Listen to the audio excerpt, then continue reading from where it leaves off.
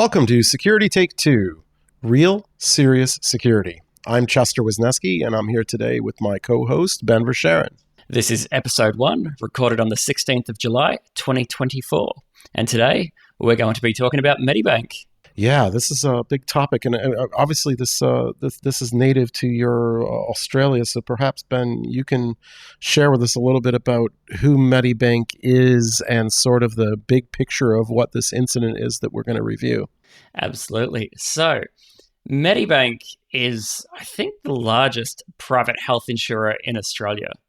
But on top of that as well, they're also huge when it comes to pre-employment screening. So if you're working on government contracts, if you're going out to any of the mine sites, which is a huge part of the Australian economy, you typically do your pre-screening through Medibank as well. So their revenue is huge. I think in 2023, their revenue was around about $7.1 billion, and their gross profit was something like $727 million, though. So they're not insignificant, to say the least. And in October 2022, so not far off Christmas, it was announced that they had quite a serious incident where I think it was 9.7 million individual records was exfiltrated out of their organization. So it was not insignificant, their breach, that's to say the least. Yeah, I mean that's like a third of the country or something, right? Like it's a definitely a not insignificant amount. And my understanding is that the records of the people that were released by the criminals, and this is a ransomware incident. I guess we haven't really mentioned that, but those 9.7 million probably are just people that were policyholders and perhaps their family and spouses and those types of things. Yeah, correct. It wasn't a full data set. And as you mentioned, it was a ransomware incident attributed to who was it again, Chet? Remind me. Alexander Ermakov of Revil fame.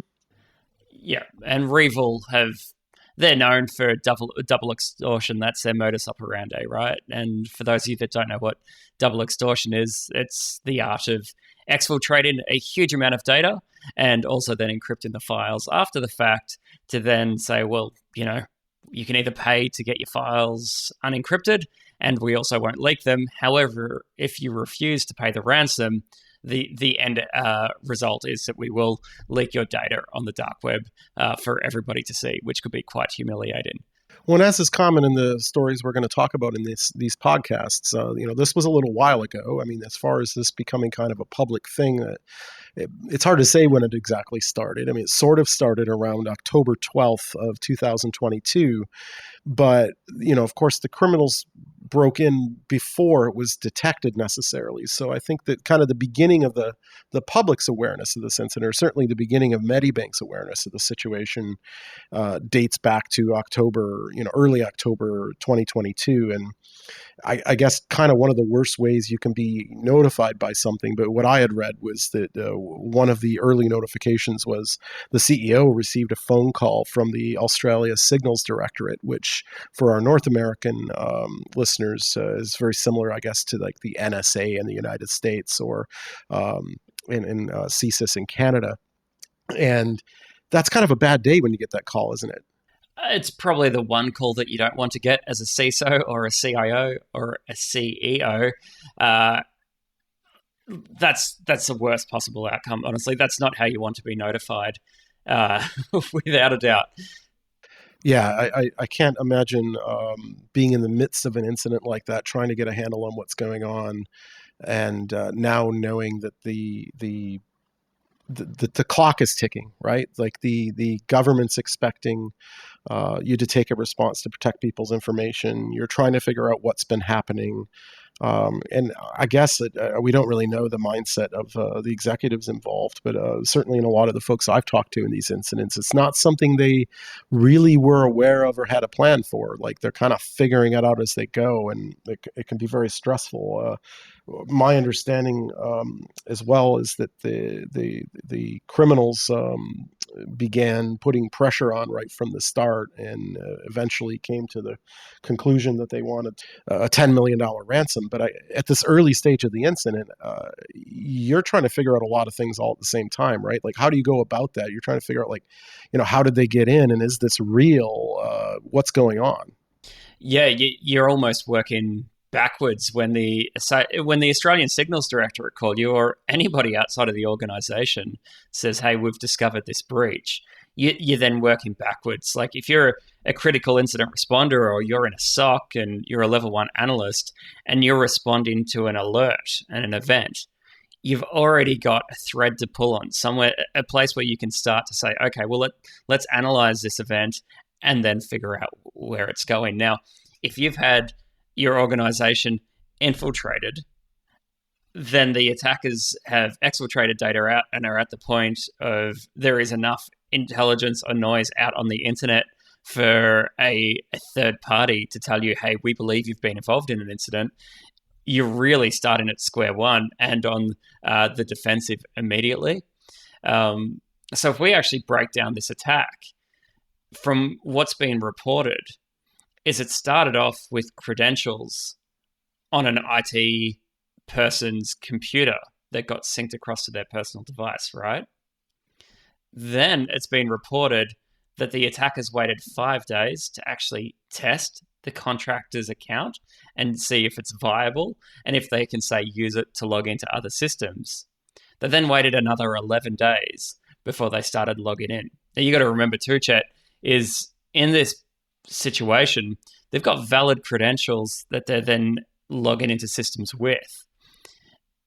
It really takes a while before alerts start to populate to say, hey, this could actually be something significant based on like geolocation and other information, right? Well, yeah, and I guess the first thing that pops into my mind is segmentation, or we talk so much in IT these days about containerization. We use Kubernetes and we use Docker and we use all these things to put things in little boxes. But of course, in the old-fashioned way, we segregate network segments so that we can detect anomalous activity, but we might also be looking at who should have access to what. And it's pretty astonishing to me to think that anybody would have access to all of the medical records. And if you did, that wouldn't be carefully monitored for behavioral anomalies, because I don't see a situation in which someone in the IT department should have access to every Australian's medical records. And there feels like there should have been some earlier warnings before a phone call from the ASD, or, Medibank says that they were investigating some anomalies when they received the phone call from the ASD, but it feels like, this had been going on for quite a while, as you say, before they ever got there. So I think that's one of the takeaways for me is, like, if you're handling this kind of private information, it feels like the guardrails should be higher than a technician just being able to download everyone's medical records. Yeah, just to pull you up on that though, there must have been some segmentation in place, and I say that because only 9.7, I say only 9.7 million records were lifted, and from what Medibank have said, it's only to do with their private insurer customers. So at least it sounds like not all of their data, say on like their pre-employment screening information, was segmented. Like it wasn't all just like a single database that had all their information that was touched on. So I would like to think that there was some segmentation, at least between business units there, so it wasn't ripe for the taking for just anybody. Well, I know in my role at my company, I don't have access to most customer information as just a point of policy. I have no need to access every record across the globe of a certain kind or type, whether that's a customer record or whether it's related to cybersecurity investigations that we're doing on someone's behalf, or those types of things. So I think we need to be thinking.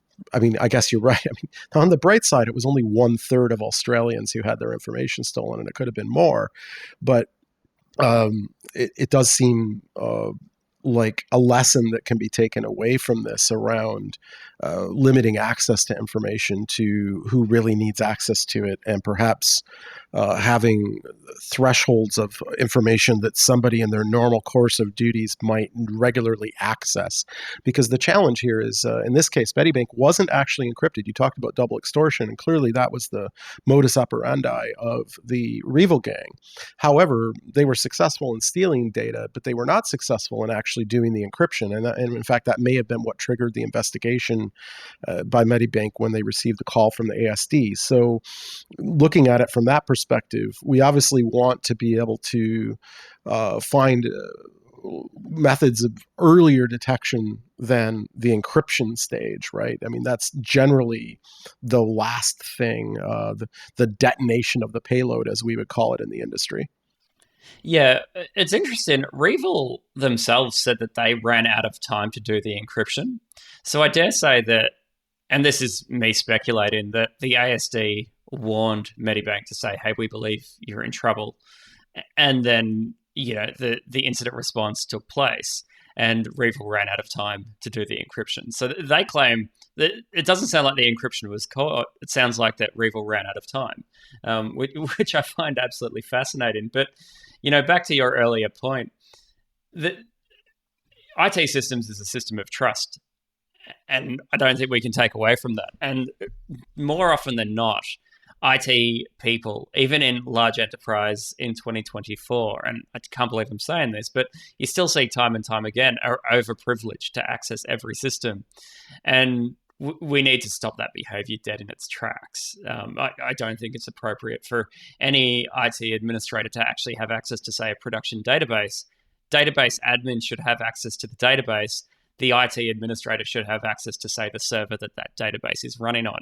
Like, there can be segmentation there where the system administrator is taking care of the systems that they maintain. The database administrators, say, taking care of the database that they maintain. It just requires a little bit of thought around hierarchy when it comes to administration privileges.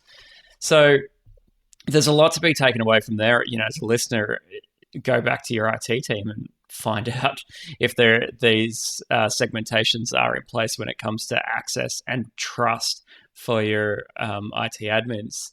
But if we step back to the very beginning, Chet, there's one thing that we completely skimmed over, is that Reval were able to steal credentials and log into Microsoft Exchange servers as well as use a VPN. But there was no multi-factor authentication there. Now, I know that it's not a silver bullet, but I find that pretty appalling. Yeah, I was thinking a lot about this because of the Australian angle of this. There's a very famous Australian podcast that many of our listeners probably listen to, who recently covered some of the situations happening in the United States with Change Healthcare, and we're talking about what's the right amount of regulation that should be applied to information that's so sensitive, like medical records. And of course, Change Healthcare in the United States had the advantage of knowing about this situation at Medibank. And the lack of multi-factor authentication, and yet that ultimately was their downfall as well in, I believe, April and May of 2024. So 18 months after Medibank, we still have other healthcare institutions that apparently have not taken a page from this notebook of understanding how important multi-factor is in limiting credential theft attacks when it comes to protecting sensitive medical data. And this is where I disagree or have a different view perhaps than these other podcasters, which they were worried about the amount of budget being allocated to IT security within these healthcare organizations and it being burdensome to have too much regulation around these types of topics. And I completely disagree. I mean, Medibank is a profitable company. Last year's profit was 233 million Australian dollars. And while that may not be the strongest currency in the world, it's still a hell of a lot of money. And multi-factor authentication seems to be, I think, table stakes for accessing any private information, let alone health-related information these days. And I would like to see, I know the Australian government's been incredibly concerned about this attack and is still in the process of figuring out all the responses to it. And one of those ought to be mandatory multi-factor authentication for anything of this significance and magnitude. Yeah, and it's not like multi-factor authentication is difficult to implement anymore either. Like, back in the day, you had to use what was it, the RSA token, and you'd have to have a server that you had to administer. You had to enroll people on. Someone would come to work and not have their multi-factor authentication token with them, and not be able to access anything and have to go home. Like you would see these kinds of things, but in 2024, pretty much everything supports multi-factor authentication. Single sign-on is deployed pretty much everywhere. It doesn't matter what your identity provider is. There's provisions to deploy multi-factor auth.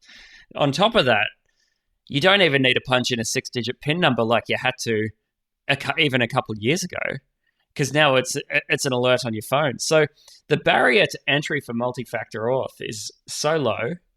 The advantages are so great. To not deploy it is careless, and I think the government actually said grossly negligent was how it was described for Medibank to not have multi-factor authentication set up. So a bit of food for thought there. Well, let's come to that topic more at the end of the podcast and talking about the repercussions, perhaps, because I think they're pretty substantial for Medibank. But there's a bit more detail that I think can help listeners understand how serious this information was. This isn't just that I was having access to a medical plan, and of course it included people's names, addresses, dates of birth, government ID numbers, phone numbers, email addresses, and in some cases even passports. And that information alone is really significant. People underestimate how impactful it can be to have something like an email or a phone number of a victim in one of these attacks, which seems like a pretty everyday item for us. Certainly if you're older like I am, we had business cards, we put our phone numbers on them. We used to print books of phone numbers called phone books and deliver them to everybody's door every year. We don't really think about that as PII sometimes. But in this case, it became really clear how just that information alone meant that these criminals are able to much more successfully phish over text message, over email messages, people about medical histories and things like this. And of course, the medical data is the really important information that was taken. And picking up after the call from the ASD, a few weeks later, the CEO actually received a message from the criminal over WhatsApp, one of the people in the Revel gang. And WhatsApp message included the beginnings of threatening to leak the information and demanding that Medibank pay a ransom. And the initial WhatsApp message included an attachment called the Naughty List. And it was a list of somewhat high-profile people from high-income neighborhoods around New South Wales and Australia and Sydney that had maybe drug addiction treatments or this type of thing, things that you might consider socially embarrassing treatments that they were able to pull from that stolen data and say, we're going to start releasing this information. This is an example of it. And they also had the good list, and the good list included some more, benign things, things that happen to people without it being a lifestyle choice, perhaps, right? Where maybe they had problems with their liver, or they had a cataract surgery on their eyes, or this kind of thing. But they started to really apply the levers of pressure around the highly sensitive information and how they might be able to exploit it publicly to put pressure on the victim. Which, I think it was the Australian Federal Police said that they linked the Medibank data breach alone to over 11,000 cybercrime incidents. So as you said, if you're a criminal and you're trying to build a dossier on someone, what better place to start with, say, medical history, right?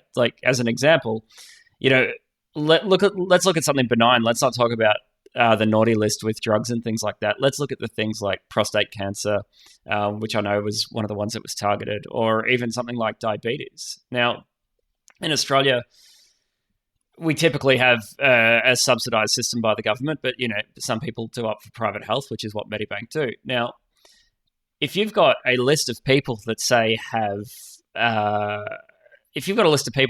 diabetes, and you've got their phone number and their address, it's not difficult to say, send them an SMS phishing campaign or an email to say, hey, you're eligible for this latest version of this insulin pump.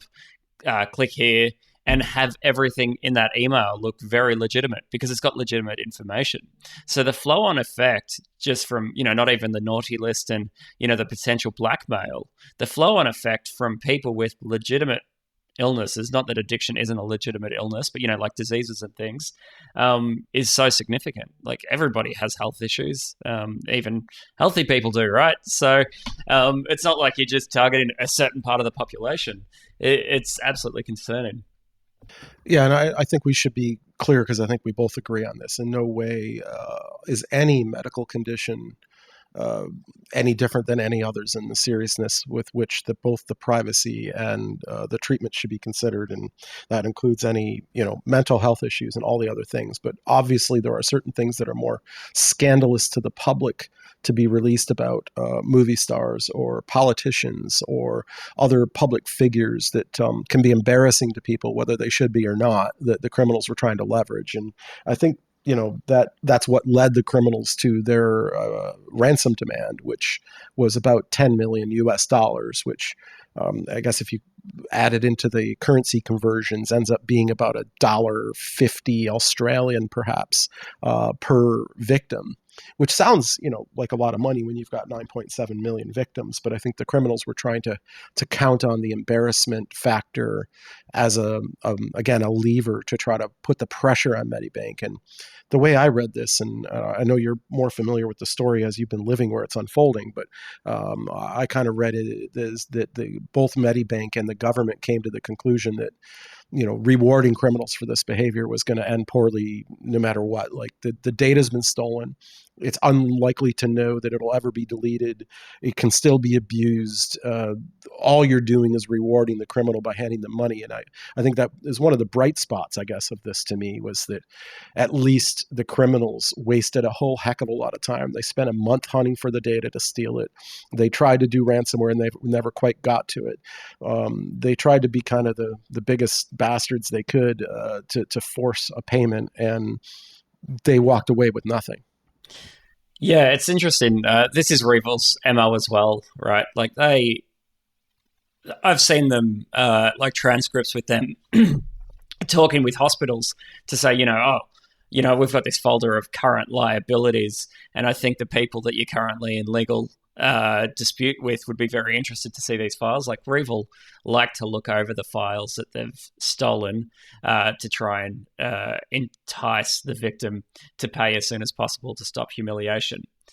One thing I will say, we've got the Home Affairs Minister in Australia, Claire O'Neill. She is truly incredible and she's made some pretty big stances on cybersecurity since she's been in office, and she's done a really great job. I'm not pro outlawing paying ransoms. I actually think it's potentially detrimental to the victims, especially in those economies that are made up of, small business. But the Australian government has really used Medibank as a poster child for developing policies and reasoning behind policies. And it's been nice to kind of thrust cybersecurity into the spotlight and have cyber discussed within government, and discussed at a really reasonable level too. Like too often you see ridiculous claims from politicians that don't understand cyber, and you get frustrated as a professional in the industry. But Claire O'Neill's really come out and said that, this was the most devastating cyber attack that we've ever experienced as a nation, and you can't argue with that. And as a result, and it's still going through the courts at the moment, the government is still trying to figure out how to penalise Medibank outside of, the ransom that they didn't end up paying. But on top of that as well, there's a class action lawsuit from customers against Medibank as well. So there is a significant flow-on effect, and we're almost 2 years post-incident, and it's still being figured out at this point. Well, there's one other technical detail I wanted to cover, and then let's get into a little bit of these punishments and economics. I mean, it's weird when we look at punishment because we kind of have two layers. There's the actual criminals, of course, that we would love to put in jail. But then in a way, there's often punishments for organizations like Medibank for maybe not living up to their responsibilities and protecting the information to begin with. So they're both a victim and yet they still face punishment, which is a bit of an odd situation compared to most other crimes in the world. And what I thought was kind of interesting is in the final negotiations with the criminals, Medibank sort of acknowledged some of the skill that the Revel crew had in breaching their systems. And that was sort of the final carrot dangled for paying the ransom from the criminals. And we see this in other cases as well. We'll probably talk about, I'm sure, in future podcasts, where the criminals sort of offer a pen test report going, well, if you were to pay us the $10 million, of course, we'll delete the data and we won't release it publicly and embarrass you and embarrass your customers. And, as another benefit of giving us the money, we're more than happy to give you a report of exactly how we breach your systems and, a list of recommendations on how to secure them. Which, I don't know, $10 million for an unsolicited penetration test, if you ask me, isn't a bargain by any stretch of the imagination. In saying that, if you have a look at this Medibank breach, you could very much say, well, for $50,000, $60,000, and hiring an actual penetration tester, not even a penetration tester, actually, a security audit alone of external systems and administrators and privileged access probably would have picked up that, hey, you've got people syncing credentials and no multi-factor auth deployed, and could have saved Medibank a lot of this humiliation. So I do kind of look at $10 million as being a very expensive penetration test. If it was that expensive to get someone legitimately to do it, it'd be cost prohibitive for the world to do it. Yeah, well, we've both been in the business a while, and I think we've all seen the penetration test reports come in and get filed in the file folder in the cabinet, and the total actions from them be non-resultant, or perhaps the top 3 of the 30 issues found. And to me, this is another wake-up call. If you don't want the $10 million post-paid penetration test by Revel, or these days it won't be Revel because they're no longer operating, but there's plenty of other criminals that have stepped up to fill their shoes. It's going to be a lot worse. And my understanding is the Medibank incident, at least before any criminal penalties or other things that come about, was estimated to have cost the organization $25 to $35 million without paying the ransom, and without all the maybe associated fees that will be upcoming from class action lawsuits, fines, other situations. So that to me is a heck of an incentive to pay a lot more attention to that $50,000 pen test report, because if you can prevent $35 million in damages to your organization, prevent being extorted for $10 million publicly and having medical information released. These guys were just absolutely dastardly in this stuff, right? I mean, like at one point they had released a file called abortions.csv, trying to apply even more pressure to Medibank to pay these ransoms. I mean, you're not messing with. Well, let's talk about who we're messing with. We're messing with Alexander Ermakov, which he was sanctioned. So we're talking about the penalties, I guess, right? So the Australian government has sanctioned Ermakov. I'm not sure how much difference that's going to make on his life not being able to come to Australia, but it is Australia seems to be getting more aggressive, right? Like we've seen, I think, a few cases now in Australia, similar to the Americans, of naming and shaming. If we can do nothing else, at least let's make it known who they are and make international life difficult. Yeah.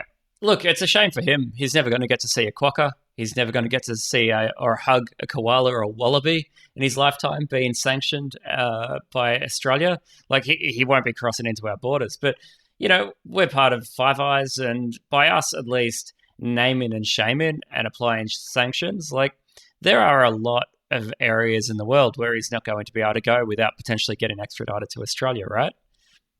Oh, absolutely. And also, it affects financial accounts and lots of other things where you might say, if you knew that you were identified, that how hard is it to avoid these things, right? Like, if you're going to vacation, don't vacation here, vacation there, or whatever. It sounds easy.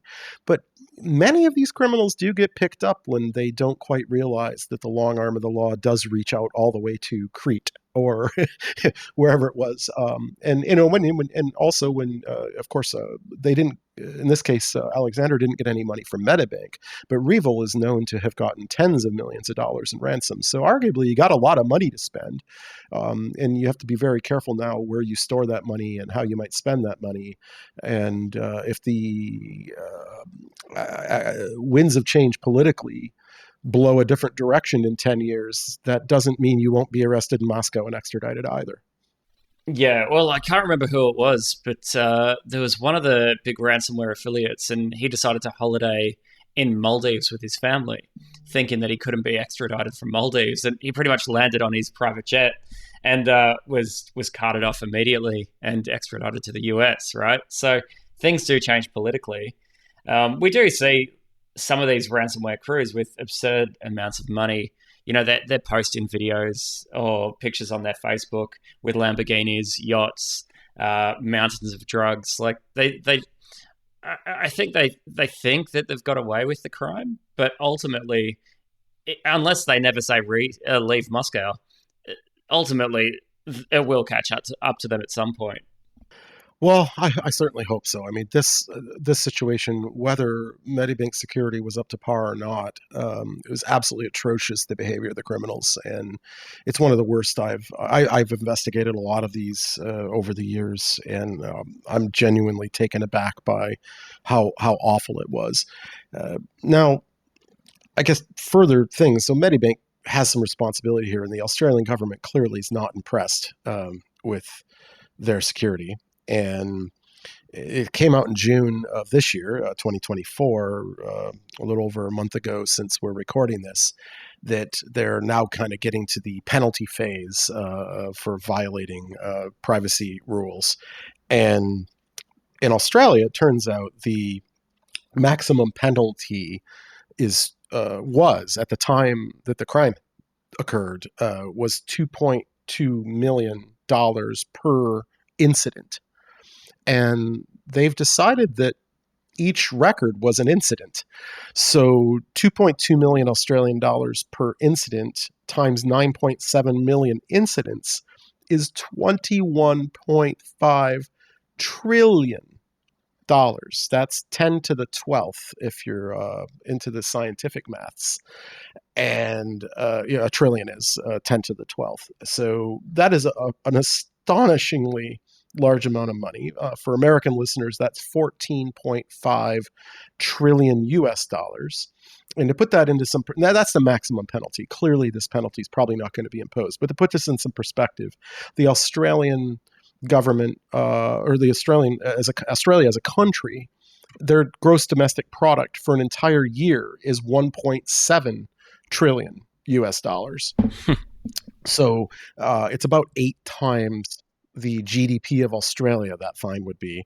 And I did the math at the last year's profit for Medibank was $233,300,000, which would take them approximately 92,150 years to pay the fine if it was at its maximum. Now, since then, that legislation has been updated in Australia to cap the maximum penalty at 50 million Australian dollars. And I'm going to be very curious. The story's not finished. We don't know what the penalty will be. I can assure you it will not be $21.5 trillion. I suspect personally that it will likely maybe honor the updated law, which was passed only a couple months after this incident, which did cap things at 50 million Australian dollars. But this gets into that sticky territory of like, how much of a fine is the right fine, and are fines even the right thing is the real question. Because you and I have been talking about these numbers. $50 million is like 20% of their profit for a year. That's not insignificant. But it's not enough, though. I'm almost wondering, is a financial penalty the right penalty, or do we start holding executives personally responsible, which has been very controversial in the United States, where there was a criminal prosecution of Joe Sullivan, the former CISO at Uber and Meta, for his arguable negligence. So, yeah, I've got some pretty strong opinions on this. Firstly, I think the EU tackle the fine side of things best. And that pretty much says it's a minimum fine, or based on a percentage of revenue, right? And if you look at a country like Australia, like something like 97% of our businesses here are sub 25 people, and their revenue is like, around about a mil.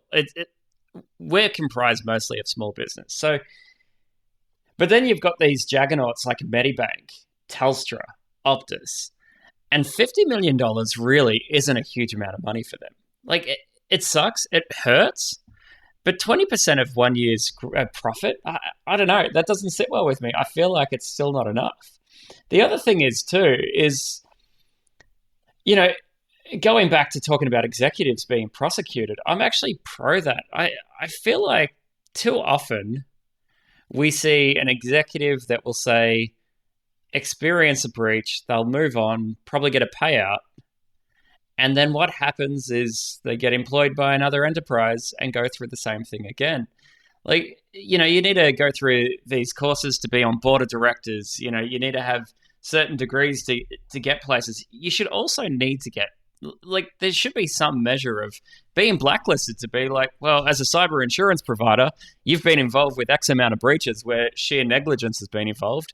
I don't think I want to insure you based on who your management or leadership team is. So I know that maybe gets off topic a little bit, but outside of financial penalties for an organization, there is absolutely an argument for auditing to see where the breakdown was. So in this case, let's say if they pin it down to multi-factor authentication and breach credentials, was that conversation ever discussed internally to say, hey, we've got an issue here? Who didn't sign off on the project or put it in the too hard basket? And let's make sure that they can't get employed and be negligent somewhere else for another 3 years and have another significant breach. So, I think we really need to start putting people's careers on the chopping board potentially to say, well, maybe you're not suited to this industry. Is that too harsh? I don't know. I don't think it's too harsh, but I think it's an incredibly complicated thing that we could certainly do like a 10-hour podcast probably just on the topic, because it's hard, right? I mean, we're talking about a firm that provides insurance for medical conditions, and then the question is how much percentage of your premiums that you accept from your customers to provide them with medical care should be spent on cybersecurity, and that's very complicated to figure out. Where I think multi-factor authentication, it's pretty clear, was an affordable and necessary thing in this case. I don't think I would dispute that. But these things are often much more nuanced and complicated than they appear on the surface. So from the outside, I'm hesitant to judge any given company without being able to have the subpoena power of a court to find out the truth, to necessarily hang them for it. But on the other hand, the lack of personal responsibility, and I think what you're referring to is what I've seen a lot as well, of a lot of executives spending 1 year, year and a half, making a lot of bad decisions that are highly profitable for themselves, and then moving on before the bad thing happens because of the decisions they made.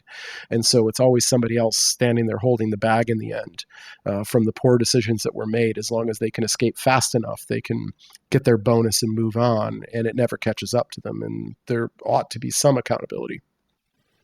Yeah, without a doubt. You see it time and time again. A new CIO starts, and all of a sudden their buddy that works for an antivirus vendor, their buddy that works for a firewall vendor, their buddy that works at Microsoft or Google, they all come in, and overnight you've got these projects to put in technology that the business didn't need, but someone's profiting from it. And then 12 months later, you hear back from the IT team, the culture's shot, nobody's happy anymore. And the person that made all these decisions that ruined what was previously a functional and happy culture is out the door. So I won't lie, I do feel quite passionate about this one, because we do see it all too often in our industry. Well, I have the answer, Ben. The answer is generative AI. If we just simply add some generative AI, all the problems will go away. Maybe that's a startup idea for us, Chet. Generative AI, CIO as a service, CISO as a service. I don't know. Maybe there's a business there. Well, another punishment people often talk about as a kind of a final thought. I like to debunk things. It's one of my favorite things because there seems to be a lot of nonsense in our business. I think where people think that things are true, but nobody ever investigates to determine whether they're actually true. And I like to burst these bubbles a little bit. So I went and looked into it. We talk about reputational damage of an organization like Medibank. Before this breach was publicly discovered, the day before, in fact, it was publicly announced anyhow, the share price of Medibank on the public exchanges was $3.52. The day the disclosure happened, of course, it went off a cliff. With it often happens with many companies, like it's happened to Snowflake and Change Healthcare and countless other organizations that have had similar breaches. It dropped to $2.79, which is a 21% drop in a day, which I think anyone would be concerned about if they were a shareholder or an executive at the company. But here we are 18 months later, and as of the time of recording, they're trading at $3.67, which is a 4% increase over before the breach. Now, if I'm an investor, I'm probably unimpressed with a 4% growth in my investment in an 18-month time period. However, it's hard to say that that's a big deterrent to not make the same mistake if you're another organization. Totally agree. And this really comes down to, was there reputational damage? Well, no. And this is the thing with Medibank too, is their files not being encrypted meant there was never actually any downtime. They never ceased trading. So it wasn't like people weren't having their their private health, for example, processed. Everybody was still getting operated on. Everything was business as usual. So all that Medibank had to do was weather the news cycle. And once that news cycle passed, like I should say, most of the news cycle passed, their reputational damage essentially was non-existent. Now, it's worth noting, there are still, like if you jump on DuckDuckGo or Google and search for Medibank breach, there's actually news articles coming out almost monthly about this while it's been investigated, while class actions continue. But it's not making headlines anymore. My parents aren't reading it or watching it on 6 o'clock news anymore. And as such, there really doesn't seem to be any long-term damage for Medibank. They continue to operate, like I said, they continued to function. There was never any downtime. Nobody really lost out from it. And most people haven't seen the files and records. You really need to dig to get them. Like that abortionslist.csv that you mentioned, it was out there. It was in a news cycle. Now people have kind of forgot about it. It's not such a taboo topic in Australia. People are still very much entitled to their privacy. I'm not saying otherwise, but it's not like it's one of those shameful things that maybe other cultures might experience as well. So yeah, they really weathered the news cycle, and as such, there hasn't been any real ramifications for them. Well, maybe that's a high note and a low note, I guess, to end this on. The high note being nobody's really looking at these files that were released, and hopefully that means the victims are not being continually abused or exploited, or at least not all of them, the way that the criminals had threatened.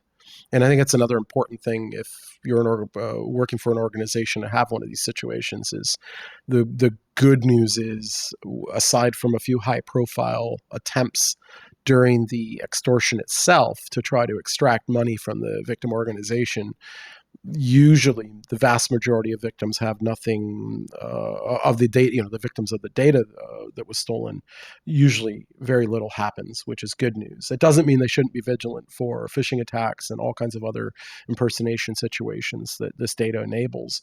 But most of the 9.7 million Australians probably will not personally experience a bad outcome from this. And the sooner people forget about trying to find the abortions.csv file, the better.